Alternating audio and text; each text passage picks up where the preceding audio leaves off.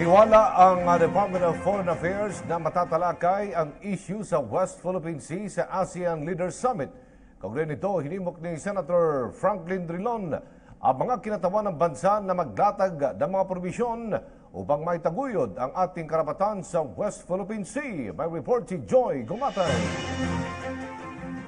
Kampante ang Department of Foreign Affairs na mapag-uusapan ang issue ng West Philippine Sea sa ASEAN Leaders Summit 2017. Ito ay kahit pa walang formal na pagpupulong na nakalaan mismo para malalimang matalakay ang kontrobersyal na usapin. Ayon kay Foreign Affairs spokesperson Robespierre Bolivar, pinangahawakan ng kagawaran ang commitment ng 10 ASEAN member states na maisa sa pinalang Code of Conduct kalagitnaan ng 2017. Ang gusto natin talagang mangyari dito sa summit is that we build on the progress of the past 2 years para i-strengthen lalo yung community building efforts natin. Sa kabila nito, hinimok pa rin ni Senate Minority Leader Franklin Drilon ang mga kinatawan ng bansa sa Regional Summit na samantalahin ang ating chairmanship para makapaglatag ng mga probisyong magtataguyod ng ating sovereign rights sa West Philippine Sea para makontrol ang militarisasyon ng China at para mapangalagaan ang mga yamang tubig at lupa sa nabanggit na teritoryo. We have a